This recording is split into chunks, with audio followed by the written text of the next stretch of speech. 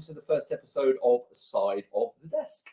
Each month I'll be chatting with influential industry leaders to explore their journey to success and, more importantly, the role recruitment played throughout. We are currently streaming live on LinkedIn for you to watch or listen instantly if you can't join us live today. But don't stress, I get it, life is busy. So joining me today, and I'm really super excited to see him again, is Miguel Neves. Miguel is the editor-in-chief at Skift Meetings and describes himself as a curious creator and caring curator of computerized content and a conscious connector of charismatic characters. That is a lot of C's, Miguel. I feel like you've done that on purpose. And he lives and breathes the event tech sector and is deeply engaged in the global online community of event professionals. Miguel is a Portuguese soul who built a career in the UK and is now raising a young family in southern Denmark. So welcome, Miguel, to Side of the Desk. Anything you'd like to add to that? No, you caught me. It's that's an alliteration there just to make it hard. It looks better on paper than it does when you say it. So well done for getting through that. I was practicing it the other day. I was like, he's done that. He has done that on purpose. He's done that on purpose. Now, just before we get started, we are live, which means anybody watching, you can share your comments and thoughts in the comment box if you want to. Please introduce yourself. Let us know where you are in the world. Let us know when you are in the world and we'll come to them when we can. So let's get started. Obvious question, Miguel. I mean, I was actually thinking first time I met you, weirdly enough, can you remember when we first met? I bet you're going to say no, but do you remember Caleb Parker? Do you know Caleb at Bold? Yes. We did an event. I was looking back. It was 4 years ago. There you go. Well, there was this thing called Corona in between, right? Where you kind of go, oh, what's happened? It's insane. I did get the idea ever since, Caleb has he has a T-shirt, doesn't he, that just says Bold. Wherever he goes, there's Bold. But although he looks a little bit better in his, shall I say, than I do in mine. So apologies for those watching. But Miguel, one thing I'm really interested in, and I know we've talked before with other people we've been talking about this, but how did you actually get into the sector? How did you sort of get into events and doing what you're doing now? Oh, how long have you got? It's a long story. An hour. Yeah, exactly. Well, I used to be in music. I thought music was going to be my life, and this was in the small music industry in Portugal, which is tiny. I always thought that was going to be it. And then music is a hard industry to really, kind of make ends meet. So I ended up doing a few gigs in events, was part of the team, kind of helping out backstage of the MTV European Music Awards, in Lisbon in 2005, and kind of saw a little bit of like what it takes to create an event. And then I ended up kind of just helping out a friend who was doing some corporate events. Again, just like, running around, driving, getting ahead of the group to kind of show up and set things up at like venues and things like that. And really loved it and kind of got the same buzz from music. Then I tried to start up a company with this friend of mine. I failed miserably, and I always like to talk about failures. We thought it was going to be easy. We knew how to organize events. It was going to be easy peasy to get all this money in. It wasn't. Selling and producing events are two very different things. So I thought that was a really good life lesson. And so I ended up in the UK doing a second degree, a master's degree in conference and events management. And very objectively figured, hey, I need to build my network. I need to build my career based on kind of this opportunity to go back into education. So part of it was getting the degree, getting like the certification. And the other part of it was, hey, I need to work my way into the industry. And so I did. I spent 10 years in the UK working in events, and don't regret that at all. You probably have the same thing. The amount of people that say they fell into events or came into it. And where was the UK? So you mentioned coming to the UK. What was the UK decision? Why here? Well, I'd done my first degree is music, and I did that in the UK, and then I left to go to Portugal. So I was in Portugal for about 7 years in between, and it was just, I was kind of trying to figure out where can I get education around event management. I obviously know some of the practical side, but I don't really know how the industry works. So I just looked around, and I think I went to an international school when I was really young. My mom was a teacher and my grandmother was a teacher before that. So I was kind of fortunate to be able to be in an environment that was way beyond what kind of my family could afford. So I felt it was good to be able to use that. And I had some financial help to do the course, but I did it part-time. I had 3 jobs while I was doing the course at the University of Westminster. I was working in a bar, in a music store, and I was doing kind of odd jobs, also doing event management. And yeah, it just sort of worked out. But the UK was just, that was where the course was that I could see that I think was reasonable. And I figured it was the University of Westminster in London. I figured London was going to be the kind of epicenter of events in the UK. So I felt like that was a good place to start. It's interesting you mentioned the failure bit, because obviously one thing we've seen, obviously, I'm in recruitment. During the pandemic, a lot of event pros actually set up on their own. A lot of event pros started their own businesses, some doing really well, some, unfortunately not so well, and some sort of staying that free. What do you think you learned from that failure? What do you think the biggest thing that came from that sort of life lesson for you? Well, I think the biggest thing for me was that idea that just because you know how to organize events doesn't mean you know how to sell them. And when you kind of try to sell event planning as a role and as a service, you're selling trust, right? So you need a track record. If people know who you are and they've worked with your company, then that really is what you need to make sure a corporation or an association kind of trusts you and says, hey, I think this person's going to do a good job, and I think we're going to be okay with this person.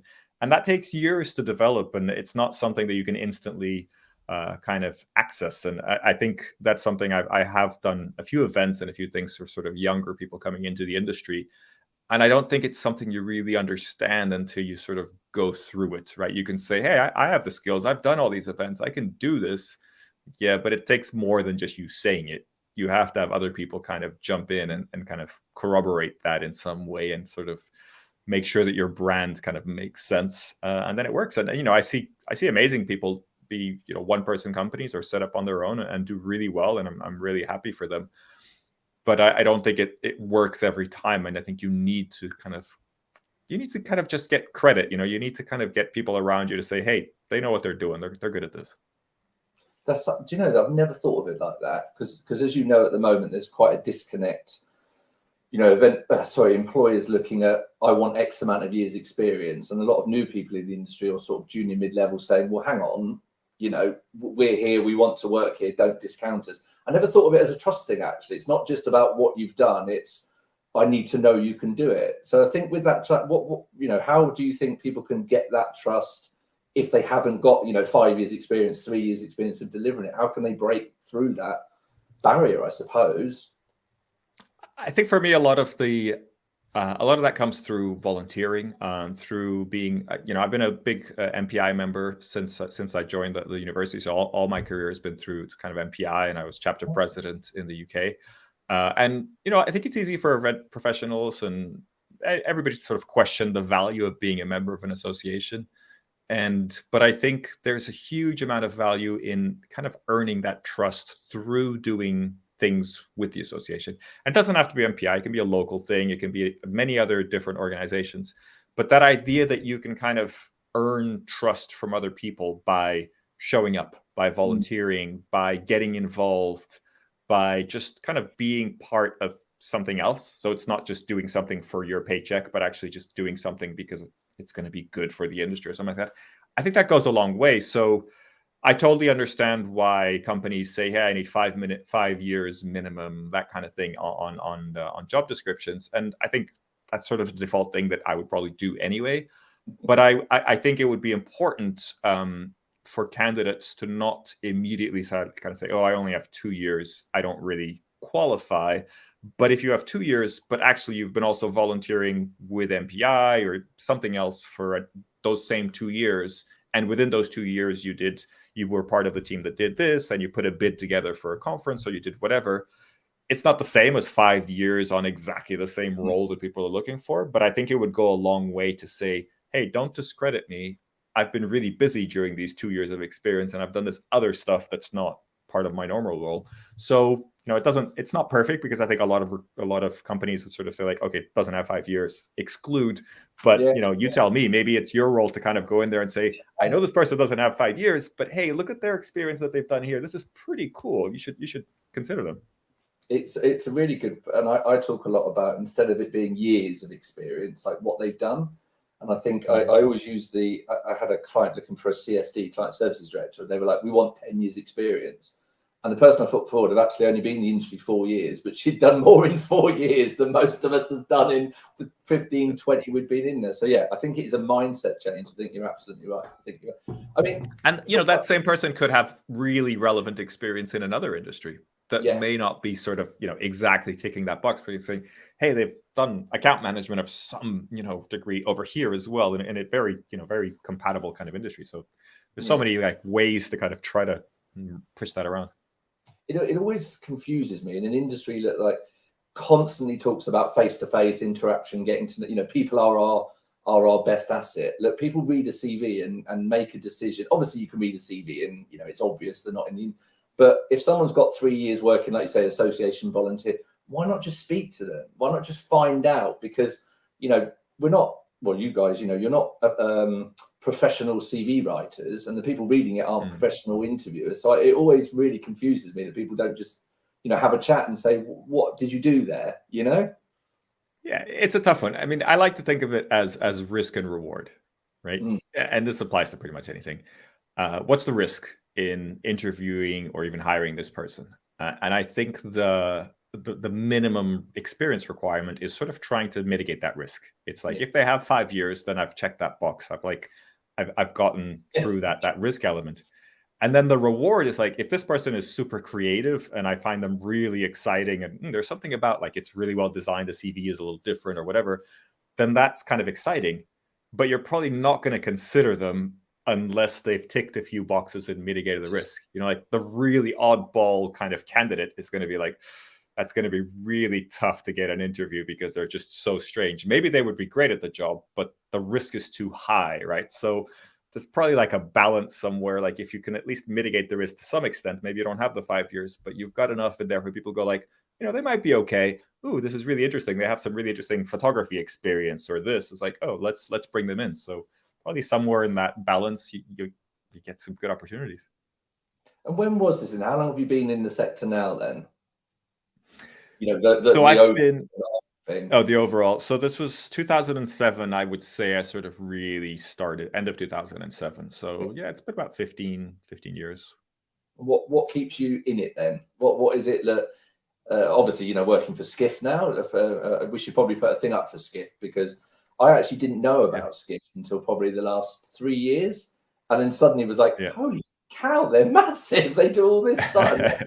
I think I started following. Is it Rafat? Is that how you pronounce his name? Rafat Ali. Yeah, the CEO. Started following Rafat and was like, wow, this is incredible. But what is it that keeps you, in the business? What is it that keeps you in the sector? Well, so I feel like I'm heavily invested in the sector. I would definitely, like this is the first publishing role I've ever had.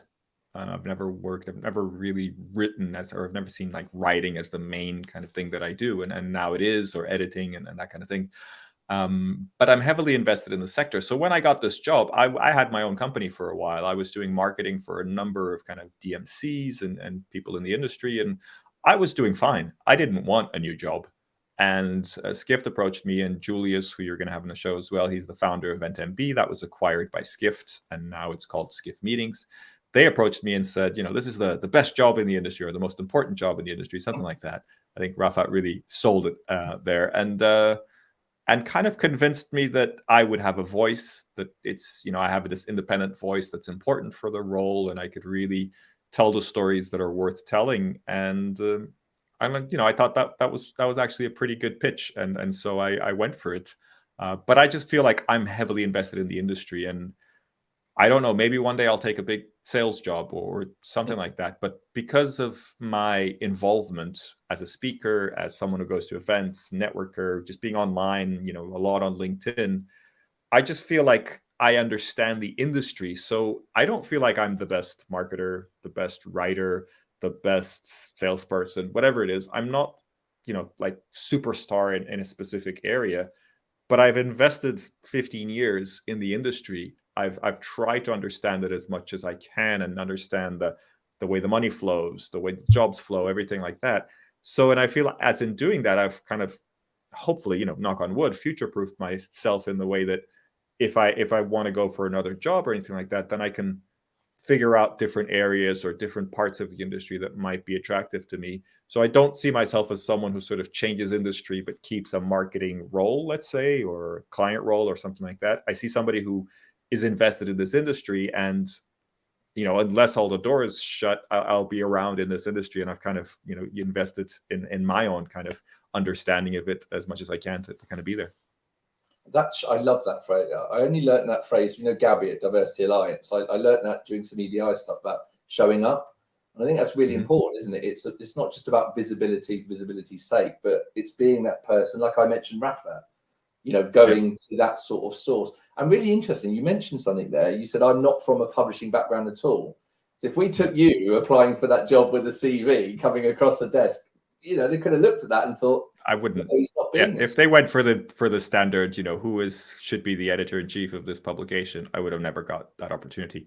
But it was a pretty unique chance, because it was Julius who was kind of exiting as the founder. So while my job title is editor-in-chief, in many ways I'm sort of the replacement of the founder, which is a tough gig, right? And you have to understand. And I've been I'm friends with Julius since about 2008, since kind of I started my career. So I've seen the whole journey. So I think I wrote one kind of report for EventMB. That was my whole sort of professional connection with EventMB, but I've been following it and kind of a fan for a long time. So even internally, like, I will say stuff about what EventMB used to do that may or may not be relevant to what we do right now, but I will say stuff that everybody in the company turns to me and is like, really?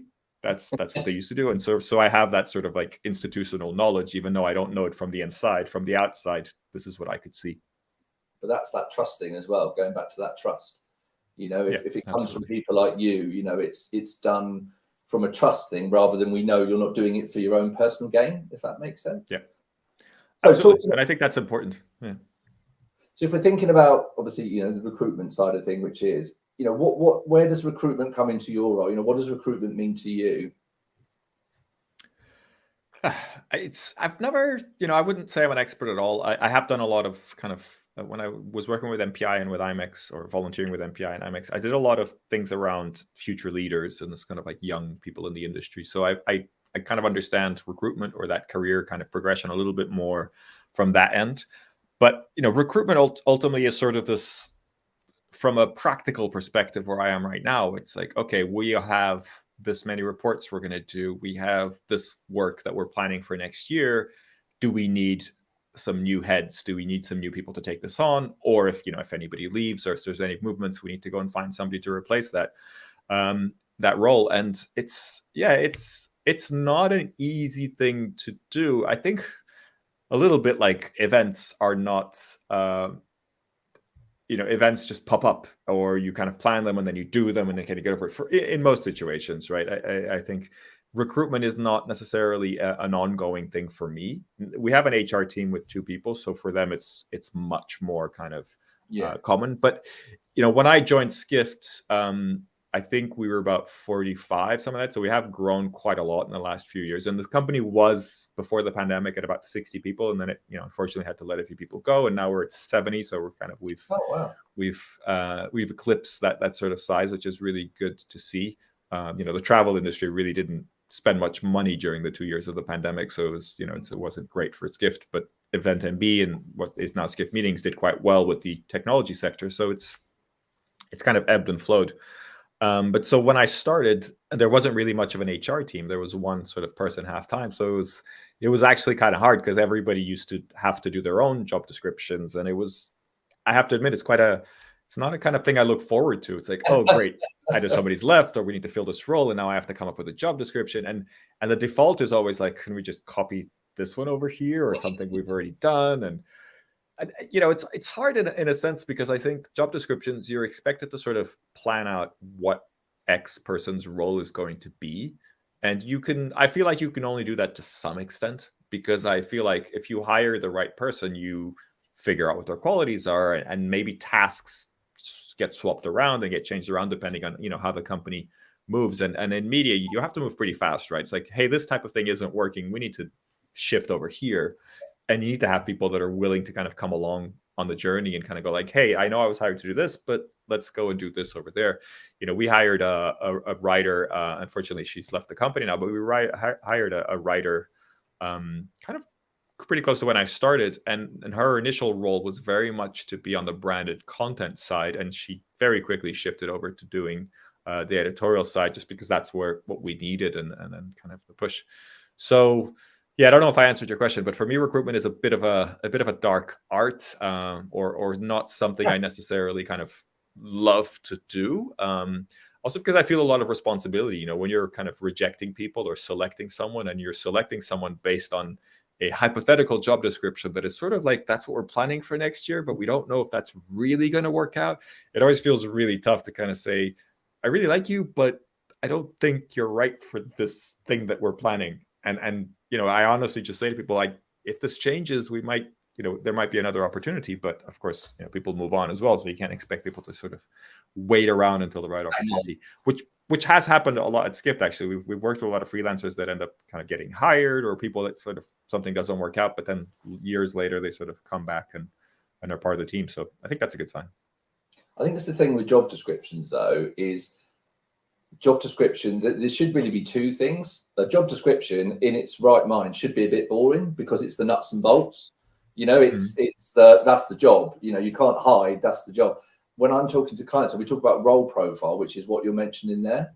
The role profile is the personality, the culture, the values of the business.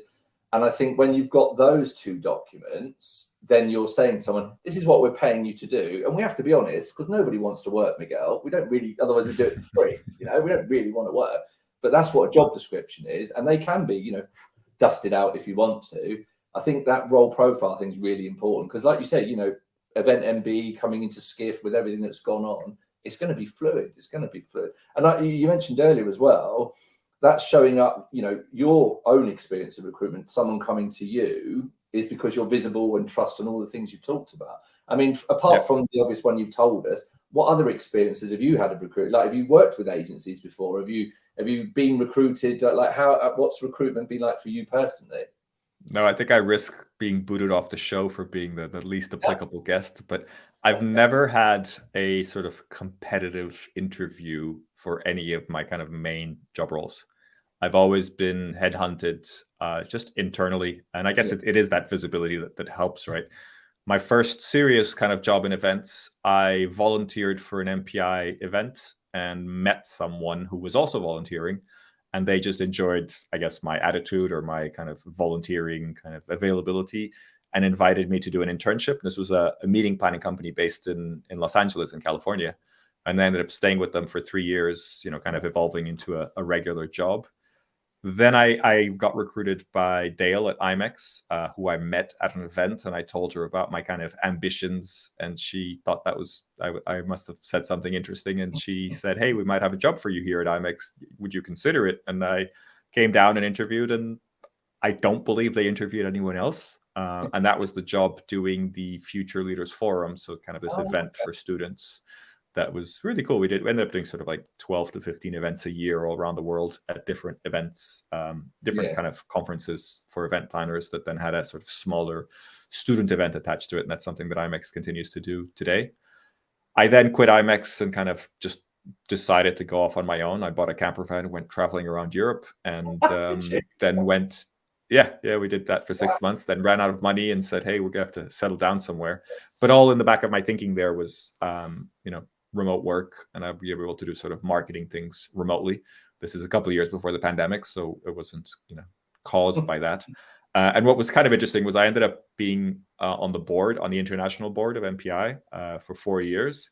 And I learned that I was approved, that I applied and got accepted while I was living in a camper van. So really? It was like, yes, I'm on the international board, and I now live in a camper van. I have no known address, which was kind of fun. So it's cool and trendy.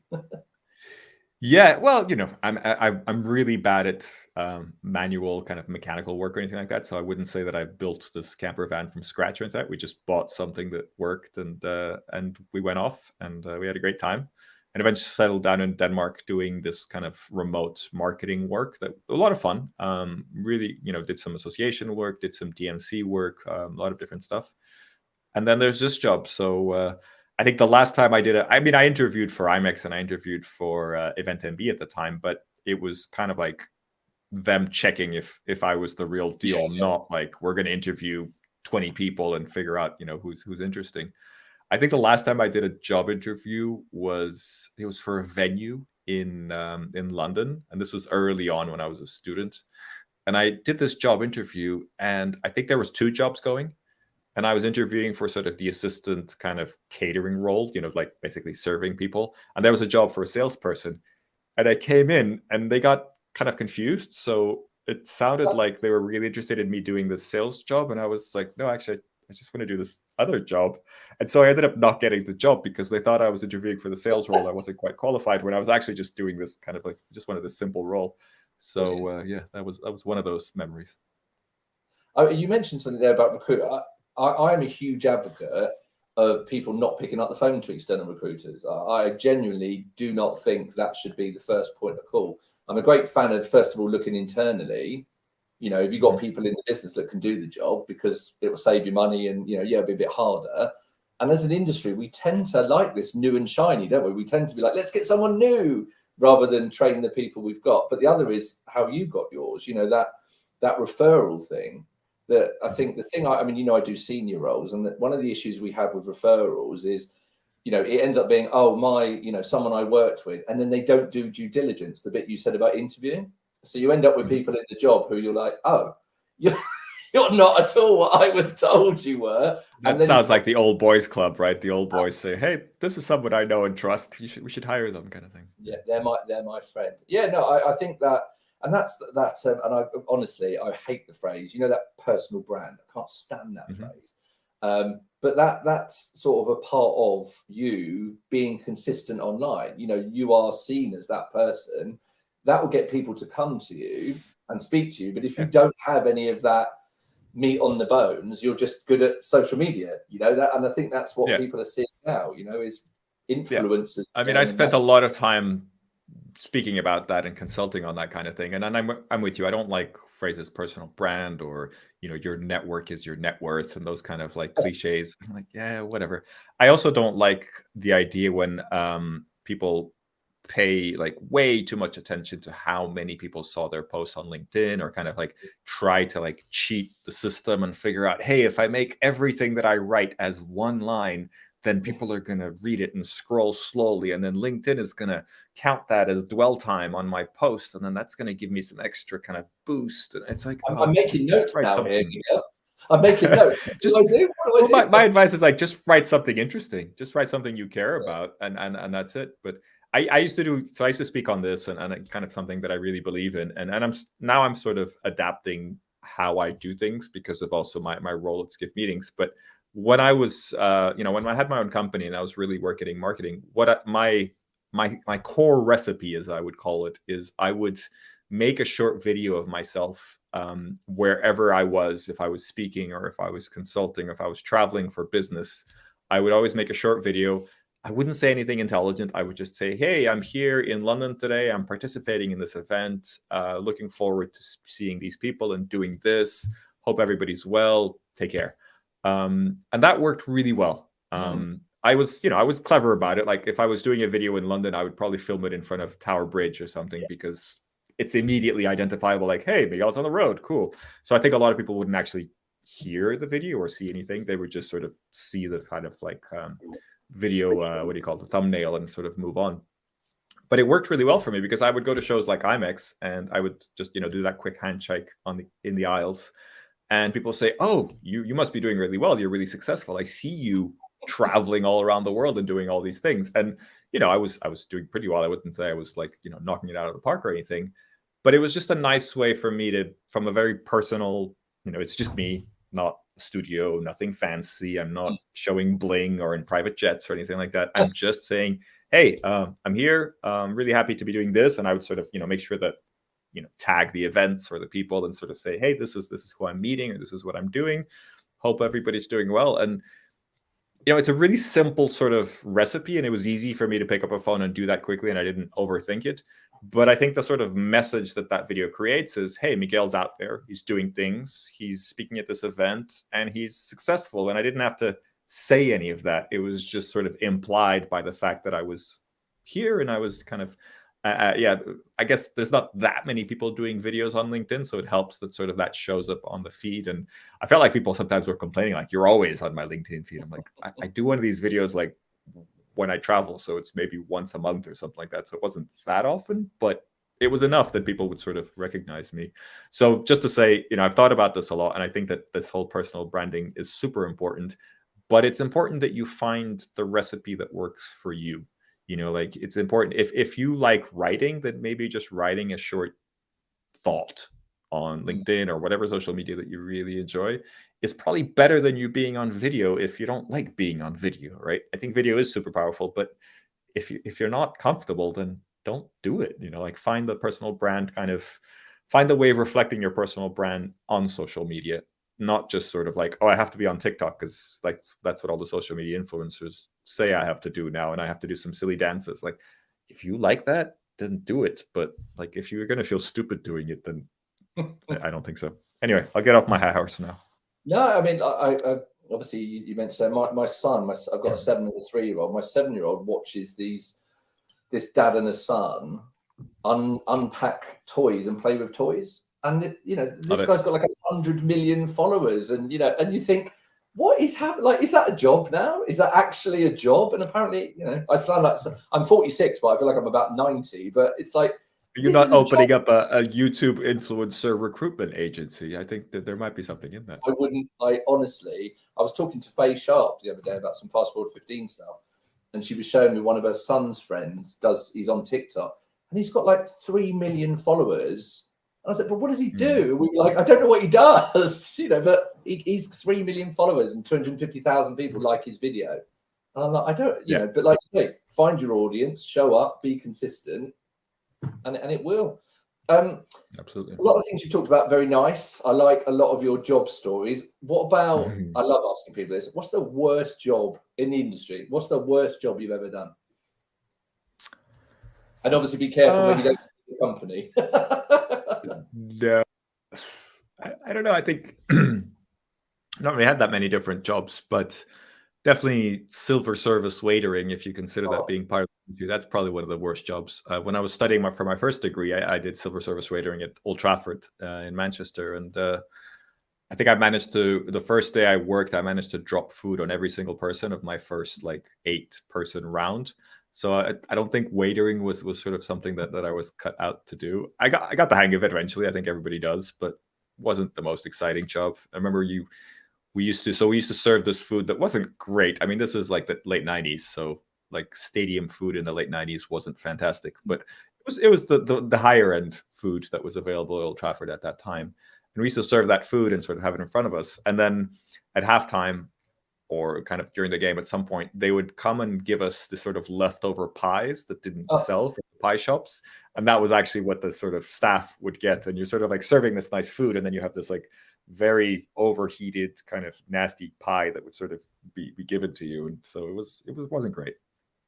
I did civil service years ago. I didn't find civil service the problem. It was the people I was serving. I used to have a real issue with. That used to really annoy me. Yeah, we had some characters, but no nasty stories. That's quite nice. One of the things, obviously, we can't get away from the pandemic. We've talked about some of the changes that's brought, that's necessitated that. Where do you think sort of next? Like, what's your sort of big? What needs to change? If someone said to you, right, Miguel, you can change one thing about the industry, and we'll all do it tomorrow. What's your one thing you change about the industry or the sector? I asked this question on our podcast, and it's a tough one, because I think it's a tough one to get something really introspective or really deep. I think the big thing really has to be around sustainability, has to be around the planet, has to be around ecology. I think it's a massive issue. Climate change, climate crisis, whatever you want to call it. I think climate crisis is probably more accurate. I think climate change sounds a bit too positive. That's an issue that is global. It's going to affect everybody. And I think we are largely ignoring that issue when it comes to in-person events. This is the industry. The industry revolves around people traveling and people coming together. And it's not all bad. I think when we do that, we inspire people. There's a lot of benefits to bringing people together at in-person events. But ultimately, we are incentivizing travel, and a lot of it is quite unsustainable. When you're sort of like incentivizing people to do long-haul travel to go to a conference where it could easily be done online, or there could be smaller regional conferences or different things like that. It is a big issue, and I don't think anybody's really figured out how to deal with that yet. The travel industry is obviously connected, and they're also struggling with that. I think the travel industry is looking at something like electric airplanes and other kind of innovations to really get it anywhere near the sort of carbon emission targets that they want to be, or that they say they want to head towards. But there's a real kind of challenge, because I think 99% of the industry is sort of like, let's not worry about that right now. Let's just get back to business and doing good stuff. And then there's the 1% of the industry that are the kind of sustainability consultants and people that are kind of aware of this, that kind of say, guys, this is an issue. And part of that is also sort of the event tech people that sort of say, hey, you should actually consider doing some virtual events because they're not as bad for the environment. And so it's kind of a real tough one, because the whole industry revolves around incentivizing people to travel. And if you stop that, if you take that away, you have to do some deep business model changing to be successful. And it's not a question of just sort of, hey, let's all do it virtually and we have the same people doing the same jobs, but just people don't travel, you just do it virtually. We kind of tried that during the pandemic. It didn't really work. And I think the default is that everybody cuts cost as much as possible when they do the virtual version. And that doesn't really work. You definitely don't get the same kind of quality of editorial work, of content work, etc. So yeah, I don't have a solution, but I'd love us to figure out, or to at least kind of try to iterate ways of doing that, try different business models, trying to figure out how you can make money from virtual events in a good way, in a way that people can really kind of live off, rather than, at the moment, I think the vast majority of virtual events are kind of top of the funnel, reach as many people as you can for free, get them in your sales funnel and kind of get them involved, which is fine, but it's not really a business model itself. You have to have another product to kind of sell off that, to recoup from that. So love to kind of figure out some experiments there, and maybe figure out some business models that might work. I think it's so interesting. I mean, one of my businesses is the seniors roles, so I spend quite a lot of time talking to agency owners, and the sustainability comes up a lot, but 99% of the people I speak with, they don't want to be the person saying to the client, don't do a live event, because they've got four other agencies competing saying, well, I'll do it. But that's why I focus on the business models. When your business model is to promote live events, to get people to have these in-person experiences, you can't be the one saying, let's not get people to travel. That's bad. That's really bad for the environment. It's just like, it goes against your own business model. So that's why we have to try different business models, different ways to do it. I think, years ago, I was the global development director at Bank Sadler. And I remember flying to Luxembourg for like a meeting that was like a 2-hour meeting, and then flying back, and you sit there and think, oh my God, we did that. We would fly to Turkey for an overnight, have a meeting, and then fly home. Like, what are we doing? Well, I mean, so there's something, I don't know how much you know about this, but so a lot of event professionals are very avid travelers, and particularly in the US, people really like their status and their points, right, to kind of get upgraded on airlines and that kind of thing. So there's something, and this is not events focused exclusively at all, but there are a lot of people that will sort of at the end of the year have a certain status, and there's a gap, like they need another 4,000 points to make their gold, platinum status, whatever it is. And so they'll go on mile runs where they will literally fly across the country, have breakfast or lunch at some other place, and then fly home just to make sure that they hit their status. So they basically take a not needed flight just to make sure they have their status for the next year. So I think for me, that's probably the worst example of traveling unnecessarily. That scares the crap out of me. Right, we've got about 5 minutes left. I wanted to get some advice from you. I'm going to leave it at the end with the question about advice, because, you know, the whole point about the show is to, you know, to help others as well as getting to know a bit behind you. But apart from, you know, we talked about sustainability, we talked about, you know, some of the things from the pandemic, but what else do you see in the industry? And it can be, you know, travel, meetings, events, whatever. What else are you seeing that's exciting you? You know, you touched on event tech earlier, but, you know, are you seeing anything that's sort of giving you that buzz again of, oh, look at this coming through? Yeah, I mean, there's some interesting event tech coming through. I think it's been weird because we had this huge bubble of virtual events, right? So it's really hard to come off of that and kind of go on to the next thing. Virtual event tech largely works really well, right? It works way better than it did at the start of the pandemic. So I don't want to discredit any of the companies doing that. I think they've done really well. They've developed really fast. But of course, they were sort of in this bubble market where it's like, okay, now we need to figure out what's next. So I'm really interested in understanding smaller companies and individual kind of projects. And I try to write about this as much as I can. So products that do one thing really well, for example, you know, and it might be something as boring as registration. You know, registration is super important. And almost every kind of event tech platform has a registration system. But I still find that a lot of them are not very good. You know, a lot of them are quite clunky. They you know, the back end is hard to manage. The front end isn't as smooth as possible. And when you compare something to something like, I don't know, online shopping or something like that, where they've spent ages kind of designing it to make it as smooth as possible, sort of like one click if you can. Your address is already on your phone. You're good. You're done. You've ordered the thing. You're done. You know, like we really need to sort of get there to kind of be you know, at that level, hopefully, and that's kind of where I think a lot of companies are aiming for. And I think you need to be only focused on one thing to do that. You know, like if you see the people that do checkouts in online shopping, they only do checkouts. Like that's a huge part of kind of their business. So, and you have people like Shopify and things like that are also, you know, this massive ecosystem for online shopping, but they've spent a lot of time developing that kind of checkout process to make sure that works as smoothly as possible.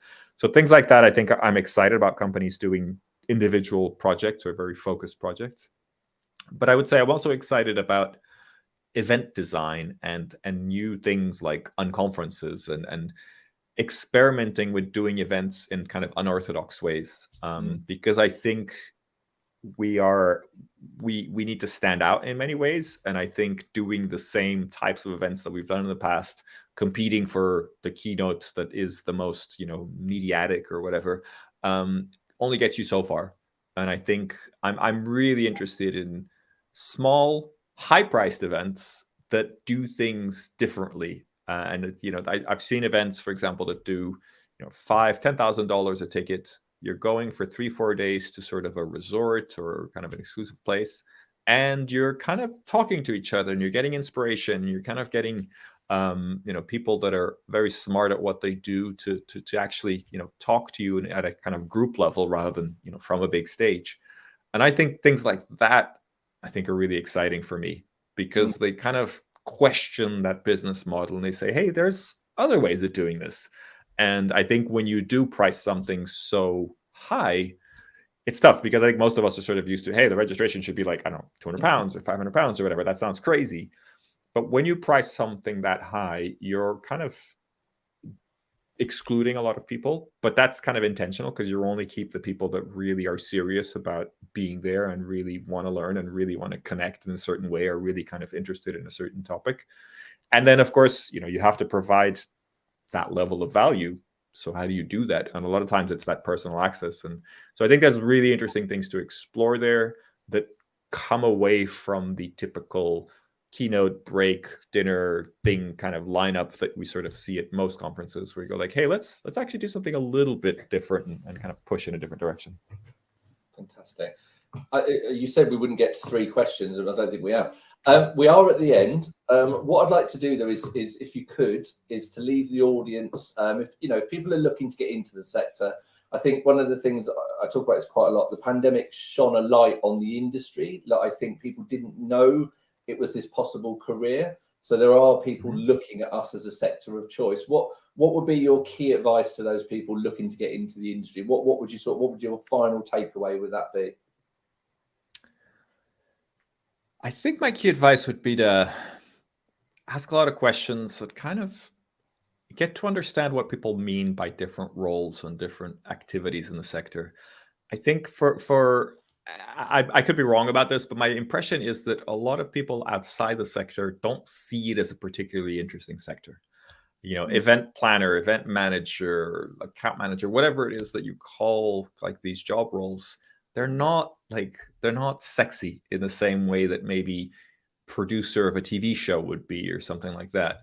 But there's a lot of stuff in events that is quite sexy and it is really interesting and fascinating. Like even something like conference producer sounds really dry, but actually, if you're a conference producer for, I don't know, like the Financial Times, some specific division, if you're interested in that type of content, that's a great job because you're speaking with the top people in that sector and you're kind of inviting them to speak and you're building panels and you're kind of building content around it. So I think my message would be to just don't be afraid of asking questions and go beyond what you think the job title means or what you think that company does, because a lot of times it's way more interesting than it sounds. And I think, inversely, I would challenge the industry sector to also be better at describing and getting people to understand from outside the industry what it is they do and how they do it, because it's easy to hide under a bunch of acronyms or sort of assumed knowledge about what X job is all about and not actually do it justice and kind of explain what is it that makes that job really interesting. So I think there's definitely a sort of marketing communication issue from both sides that hopefully people like yourself can kind of help to connect the dots and make it easier for people. Thank you so much for that. We do have a question, I think, from the audience. Great. Can you read that your side, or? I can. Hey, Miguel, what advice? Hey, Jill, how are you? What advice would you give to your younger self? Interesting. Yeah, I think my advice that I tend to go for kind of this kind of question is to really think about the small improvements that make a difference in the long run. So it's easy for us to kind of think especially when we're starting off, that we want to have X salary or X job title or X at a certain point. And usually it's, as quickly as possible. And actually, I think what's really exciting is if you can kind of improve your skills in a certain area by, 1% or whatever it is, like by that little bit, but as much as possible, have a sort of long-term view. So if you can step back and say, hey, I've really, in the last 6 months, I've really changed the way I look at this, and my process around, doing X is way more developed. I think those kind of incremental improvements are super important. We're not kind of wired to really be able to acknowledge that as humans. I think we're very much about kind of instant changes. So it's a really hard thing to do. But I would definitely advise my younger self, hey, just, keep your head down, keep focused, because you're improving. And the more you can kind of see the milestones of improvement, I think the more excited you get and the more it makes sense. So it's not like a super sexy answer, but it's like, keep your head down, keep improving, and as much as possible, figure out how you can measure that or how you can kind of track what you're doing, because I think most people improve way more than they think they do. But it's hard to understand that or kind of have a perception of that.